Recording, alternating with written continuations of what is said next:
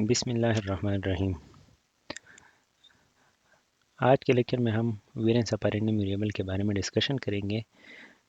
Variance of random variable के बारे में पहले भी डिस्कशन हुआ था एक लेक्चर में, और उसको मीन के साथ कंपैरिजन और क्यों ज़रूरत पड़ती है, इन सारी बातों पे तफसील से एक बार पहले भी डिस्कशन हुआ था।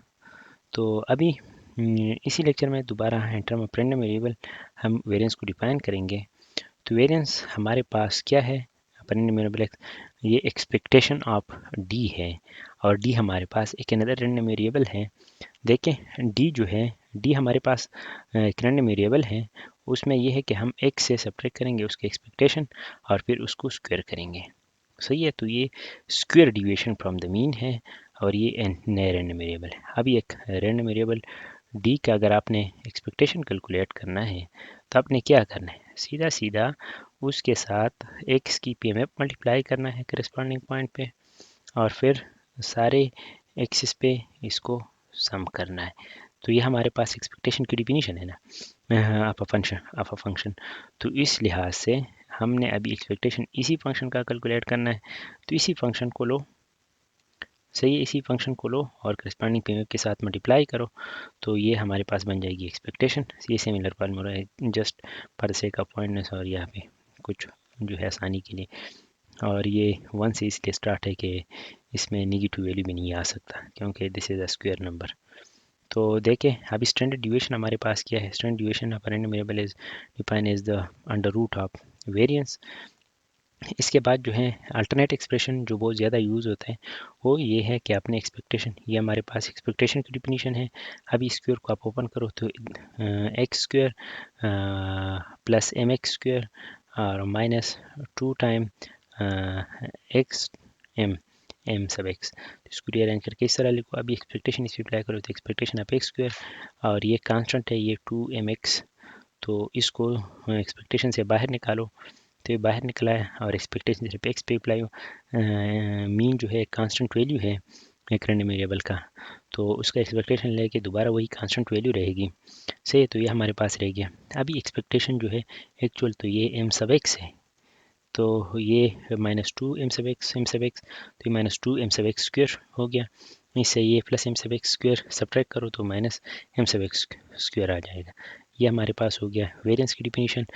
तो रिमेंबर, याद रखने के लिए इसको आप इस तरह लिख सकते हैं कि the expected value of the square, ये expected value of the square of random variable minus square of the expected value, तो ये बन जाएगा square of the expected value. तो ये हमारे पास फार्मूला है, और बहुत ज़्यादा ये वाला फार्मूला यूज़ होता है कैलकुलेशन में। अभी प्रॉपर्टीज़ है, तो एक कांस्टेंट एडिशन से क्या होता है देखें। हमारे पास मीन के केस में आप लोगों ने देखा था कि कांस्टेंट अगर हम ऐड करें तो कांस्टेंट एडिशन से जस्ट ये शिफ्ट होता है। पहले लेट सपोज मीन 3 था, अभी लेट सपोज आपने 3 ऐड किया तो नया मीन 6 होगा। आपको दोबारा इसकी कैलकुलेशन की ज़रूरत नहीं है कि आपने पहले ये डिस्ट्रीब्यूशन पॉइंट करना है और डिस्ट्रीब्यूशन के बाद जो है आपने मीन कैलकुलेट करना है, इस तरह नहीं है। इसका आपको पता है तो ये डायरेक्ट। तो अभी वेरिएंस में क्या होगा देखें, अगर आपने इसके साथ ऐड किया तो ये वैल्यू यहाँ पे आएगी, इस तरह ये दरमियानी वैल्यू यहाँ पे आएगी, इस तरह ये एंड वाली वैल्यू यहाँ पे आएगी। यानी सिर्फ जस्ट वैल्यूज शिफ्ट हो गए हैं, उसके जो स्प्रेडिंग है यानी सेंटर से दूरी पे जाना दोनों केसेस में सेम है। तो इस लिहाज से वेरिएंस पे कोई फ़र्क नहीं पड़ता। लेकिन देखें मैथमेटिकली इसका किस तरह जो है हम देख सकते हैं। एक एक्स के साथ एक सी ऐड हो गया। अभी जो है एक्सपेक्टेशन का जो वेरिएंस का डिफिनीशन है, ये हमारे पास पूरा एक नया रैंडम वेरिएबल है, एक फंक्शन ऑफ रैंडम वेरिएबल है। तो देखें ये हर एक एक्स के साथ भी ऐड होगा, हमने सब्ट्रैक्ट करना है इससे वही मीन। तो मीन इस नए एक्स प्लस सी रैंडम वेरिएबल का क्या होगा, जो एक्स का एक्सपेक्टेशन था वो प्लस सी, क्योंकि ये पहले हमने पढ़ा था कि एक्सपेक्टेशन जो है वो इस तरह शिफ्ट होता है, मीन शिफ्ट होता है। तो ये हो गया। अभी इसको फर्दर सिंप्लीफिकेशन के लिए ये माइनस इस पे अप्लाई होगा और इस पे अप्लाई होगा, सी इसके साथ सिंप्लीफाई हो जाएगा, तो एक्स माइनस एक्सपेक्टेड वैल्यू और ये स्क्वायर है, ये एक्सपेक्टेशन है। तो देखें ये हमारे पास क्या है, ये हमारे पास जो है वेरिएंस ऑफ एक्स है।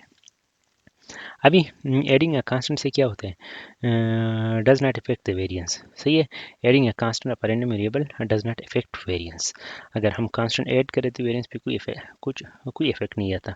ये एग्जैक्टली सेम है। अगर आप एक्स की एक्सपेक्टेशन का डिफिनीशन लिखे तो भी X minus expected value of X whole square की एक्सपेक्टेशन होगी। अब ये कांस्टेंट आप मल्टीप्लाई कर रहे हैं तो कांस्टेंट मल्टीप्लिकेशन का पहले से उधर डिस्कशन हुआ था कि मीन तो वैसी उसी कांस्टेंट पे मल्टीप्लाई होता है। तो देखें अभी हर एक पॉइंट को भी मल्टीप्लाई हुआ और जो नया सी एक्स रेंडम वेरिएबल है उसका मीन भी C N to the expected value of X है। अभी मैंने ये कैलकुलेट करना है तो इसे मैंने सी यहाँ पे भी इसको मैंने बाहर निकाला, स्क्वायर है तो स्क्वायर के साथ ही निकलेगा। अभी ये कांस्टेंट वैल्यू होती है और भी बाहर हम निकाल सकते हैं एक्सपेक्टेशन से बाहर निकाला तो expectation of x minus expected value of x के होल स्क्वायर का क्या है, ये वेरिएंस ऑफ एक्स है। तो इसका मतलब ये है variance of C X is C square of variance of X है। अभी variance of a constant number अगर आपने कैलकुलेट करना है, देखिए ये कांस्टेंट वैल्यू है। सही है, तो इस कांस्टेंट वैल्यू में तो कोई वेरिएंस नहीं है, कोई डिविएशन नहीं है, तो जस्ट अ सिंगल पॉइंट है। तो यूजुअली लेकिन खैर मैथमेटिकली भी हम देखते हैं, देखें उसी कांस्टेंट का अगर हम एक्सपेक्टेशन कैलकुलेट करें तो दोबारा वो कांस्टेंट होगा। तो देखिए एक्स माइनस सी, सी हमारे पास मीन है क्योंकि सी एक कांस्टेंट वैल्यू है। सही, और दिस इज़ हमारे पास, ये हमारे पास एक्स है। अगर हम एक्स की अभी एक्सपेक्टेशन कैलकुलेट करेंगे तो सी होगा, तो इसलिए हमने सी। और एक्स हमारे पास एक वैल्यू है, वैल्यूज़ होंगे, इन इस केस में वो सी है, तो c minus c is zero, zero square is again zero, तो this expectation of zero and expectation of zero is again zero क्योंकि कांस्टेंट की एक्सपेक्टेशन उसको वो कांस्टेंट होगी। तो यहाँ पे वेनेस की थर्ड प्रॉपर्टी भी प्रूव हो गई कि कांस्टेंट नंबर की कोई एक्सपेक्टेड वेरिएंस नहीं होगी, वेरिएंस नहीं होगा कांस्टेंट के केस में। तो यहाँ पे लेक्चर एंड हो गया। इंशाल्लाह नेक्स्ट लेक्चर में हम उसकी एग्जांपल पढ़ेंगे।